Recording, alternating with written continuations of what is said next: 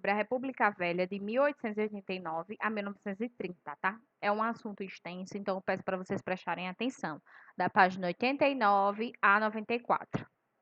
E ele diz: a República Velha, ou Primeira República, durou de 1889 a 1930. A proclamação da República em 15 de novembro de 1889 foi um movimento, sobretudo, elitista, que ocorreu sem luta e sem a participação da população, por isso que se chamava elitista. Uma aliança, principalmente entre os militares e os fazendeiros cafeicultores paulistas que cultivavam café, possibilitou a derrubada da monarquia e a tomada do poder pelos republicanos. As elites no poder. Embora a escravidão tenha sido abolida de forma gradual, os fazendeiros só a aceitaram porque não tiveram escolha. Entretanto, quando a Lei Áurea foi assinada pela princesa Isabel, filha de Dom Pedro II, não previa qualquer indenização aos fazendeiros de café, que eram donos dos escravos. Assim, muitos fazendeiros ficaram insatisfeitos e não confiavam mais no governo, porque queriam receber uma indenização pelos escravos libertos.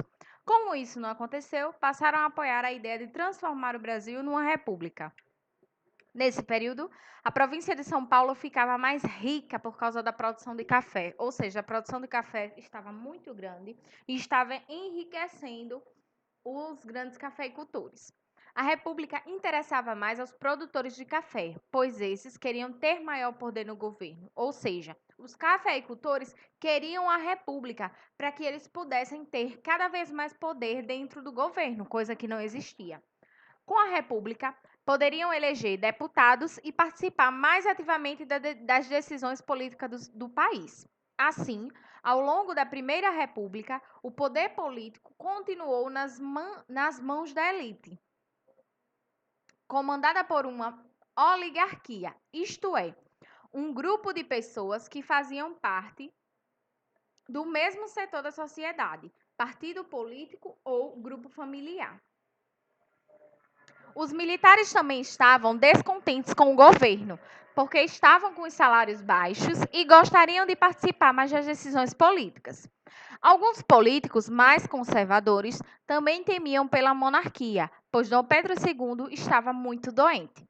Se viesse a falecer, quem herdaria o trono seria sua filha mais velha, a princesa Isabel. Entretanto, ela era casada com o neto do rei da França, Gastão de Orleans. Esses políticos temiam que a princesa, tornando-se rainha, fosse manipulada pelo marido. Nessa situação, o Brasil passaria a ser governado por um estrangeiro, mesmo que de forma dissimulada. Então, os produtores de café, os militares e os políticos conservadores passaram a angariar adeptos à ideia de um Brasil republicano. Para os republicanos, a forma mais rápida e segura de chegar ao poder era por meio dos militares. Por isso, precisavam de seu apoio. Assim, em 15 de novembro de 1889, os militares deram um golpe na monarquia, ou seja, eles retiraram Dom Pedro II à força. Dava-se início ao período da história do Brasil conhecido por República Velha. A República da Espada. Os primeiros 3 anos da República Velha são conhecidos como República da Espada. Esse período ficou conhecido por esse nome porque o governo ficou nas mãos dos militares, os marechais Deodoro da Fonseca e Floriano Peixoto, ou seja, eram eles que estavam no poder do governo. Nesse período, ocorreu o encilhamento. Encilhamento foi a autorização concedida por Rui Barbosa, na época ministro da Fazenda, aos bancos privados para emitir dinheiro. Esse fato gerou inflação junto com o aumento do custo de vida, falências, ou seja, as pessoas começaram a decretar falência, começaram a ficar pobres, e desvalorização da moeda, porque o Tesouro Nacional não podia garantir a circulação de tanto dinheiro. A crise terminou tirando os marechais do poder, ou seja, na República da Espada houve uma crise muito grande que acabou tirando Deodoro da Fonseca e Floriano Peixoto do poder. Em Minas Gerais, além do leite, o café, o gado e a industrialização eram os pontos mais fortes na economia, fato que fez os políticos mineiros terem forte influência na política nacional. Vocês já podem perceber até aí que quanto mais você trabalhava com isso, mais dinheiro você tinha. E mais poder você também tinha, tá? Dentro da política. Curiosidades: os grupos de São Paulo e Minas Gerais se alternavam no poder. Quando não havia acordo, optava-se por um candidato neutro. Por isso, esse período foi chamado de República do Café com Leite. Essa alternância de São Paulo e Minas Gerais no poder provocou grande satisfação no restante do país. A República Velha começou a entrar em crise. O coronelismo. Coronelismo era a base da política do café com leite, na chamada República Velha. Naquela época, os coronéis grandes latifundiários tinham o direito de formar milícias em suas propriedades e combater qualquer levante popular. Os coronéis eram os chefes políticos de cada localidade e manipulavam as eleições para assegurar a vitória nas urnas. Ou seja, os coronéis eles ficavam chefiando, ficavam lá olhando toda a votação para manipular as eleições e para assegurar que as pessoas que eles queriam chegassem no poder. Na época, as eleições eram bem diferentes das atuais. O voto não era secreto, pois os coronéis controlavam o voto das pessoas que moravam nas regiões onde mantinham o poder, obrigando-as a votar nos candidatos indicados por eles. Contratavam jagunços para ameaçar e punir quem não votasse no candidato indicado por aquele coronel. Esse tipo de voto ficou conhecido como voto de cabresto. Assim, os candidatos indicados certamente venceriam. Como retribuição à ajuda recebida, os políticos concediam favores a esses coronéis. Que tipo de favores eram esses? Era a construção de estradas onde estavam localizadas as propriedades dos coronéis. Ou seja, eles faziam com que manipulavam a população para votar no político que eles queriam, para que ele chegasse no poder e desse várias vantagens àquele coronel, que ajudasse de diversas formas aquele coronel. Mudanças sociais. A mudança na forma de governo de monarquia para a república não resultou em melhorias para a população brasileira. No período correspondente ao final do século XIX e início do século XX, o Brasil recebeu muitos imigrantes estrangeiros que vieram trabalhar nas lavouras de café. Nesse tempo, também ocorreu um grande desenvolvimento. Algumas cidades, como Rio de Janeiro e São Paulo, cresceram, modernizaram-se e acumularam riquezas. Embora tenha ocorrido esse desenvolvimento nas grandes cidades, a maioria da população ficou de fora desse processo, especificamente as pessoas que moravam no campo, que viviam em condições miseráveis. Canudos. No final do século XIX, a situação da população no Nordeste brasileiro era muito precária. Existia fome, seca, miséria, abandono do governo republicano, que enviava poucos recursos, pouco dinheiro, tá? À região, que vivia sob o comando dos coronéis. Essa situação provocou muita insatisfação e revolta. O povo se uniu a Antônio Conselheiro, o qual pregava ser um emissário de Deus, vindo para abolir as desigualdades sociais e as maldades da República, como a exigência do pagamento de impostos, por exemplo. Antônio Conselheiro fundou em novembro de 1896 um arraial no sertão da Bahia, que recebeu o nome de Canudos, por causa da plantação de bambus canudos que havia na região.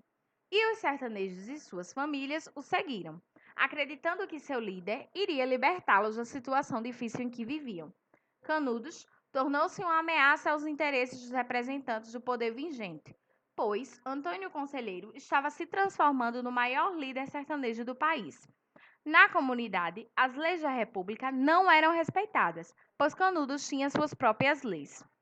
O governo da Bahia não concordava com o fato de os habitantes de Canudos não pagarem impostos e nem respeitarem as leis republicanas. Então, com o apoio dos fazendeiros que temiam a falta de mão de obra nas lavouras, alguns jornalistas e outros setores da sociedade que entendiam que os moradores de Canudos queriam a volta da monarquia e, contando ainda com o apoio da Igreja Católica, resolveram destruir Canudos. Foram enviadas tropas do governo estadual e federal para atacar o local. Porém, a população resistiu bravamente. Só após a terceira investida militar, em 5 de outubro de 1897, a população de Canudos foi vencida. Os agitados anos 1920 e o fim da República Velha. Os anos 1920 foram bem agitados em nosso país. Muitas fábricas estavam se instalando, os centros urbanos se desenvolviam e grupos políticos surgiram para ameaçar o domínio das oligarquias paulistas e mineira. A oligarquia paulista isolava-se enquanto a mineira procurava aliar-se à do Rio Grande do Sul e a de outros estados, como Pernambuco, Rio de Janeiro e Bahia, na tentativa de eleger o presidente do nosso país. Com a implementação das fábricas em diversos centros urbanos, ocorreu um inchaço desses locais, porque recebiam muitas pessoas que iam morar neles em busca de emprego. Entretanto, as condições de trabalho eram péssimas, trabalhava-se até 16 horas por dia. As condições de moradia também eram deploráveis. A maioria dos trabalhadores morava em cortiços ou mocambos. E por causa das condições desumanas de trabalho, em 1917, os operários promoveram uma greve geral. E essa greve teve sucesso, ou seja, eles obtiveram o que ele queria, tá? O que eles queriam. A luta dos operários ganhou força com a fundação do Partido Comunista Brasileiro, em 1822. Mas os comunistas foram proibidos de agir. Entretanto, continuaram atuando nos sindicatos. O tenentismo. O tenentismo, além de os operários estarem insatisfeitos, outro grupo, o dos jovens oficiais tenentes das Forças Armadas, também estava insatisfeito. Os tenentes iniciaram um movimento armado, com o intuito de tomar o poder, que ficou conhecido como movimento tenentista. Esses oficiais não aceitavam a política do café com leite e nem as fraudes com o voto de cabresto. A coluna Prestes. Como decorrência da revolta dos tenentes, o capitão gaúcho Luiz Carlos Prestes comandou um movimento armado que ficou conhecido como Luna Prestes. Eles defendiam a deposição do presidente da República, a implantação do voto secreto, o ensino fundamental obrigatório no Brasil e queria acabar com a miséria e a injustiça social no país. Os participantes caminharam cerca de 25 mil quilômetros pelo interior do Brasil durante o trajeto. Eles enfrentaram as tropas estaduais e federais, além de jagunços. O movimento não conseguiu derrubar o governo, mas contribuiu para o enfraquecimento político da República Velha. Dele surgiram muitos nomes importantes da política brasileira durante a década de 1930. O presidente paulista Washington Luiz foi o último eleito pela política do café com leite, que em seguida deveriam eleger um mineiro para a presidência. Entretanto, não foi isso que aconteceu. Foi indicado um paulista para a sucessão. Diante dessa desfeita, Minas Gerais aliou-se ao Rio Grande do Sul e à Paraíba, formando a Aliança Liberal. A Aliança Liberal lançou a candidatura de Getúlio Vargas, gaúcho, para presidente e João Pessoa, paraibano, como vice. Ela defendia mudanças significativas para o Brasil, como o voto das mulheres, o voto secreto e as leis trabalhistas. Como as eleições não foram honestas, Getúlio Vargas perdeu para Júlio Prestes. Além disso, ocorreu o assassinato de João Pessoa no Recife.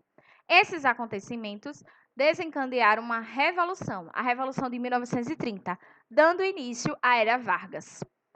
Qualquer dúvida no WhatsApp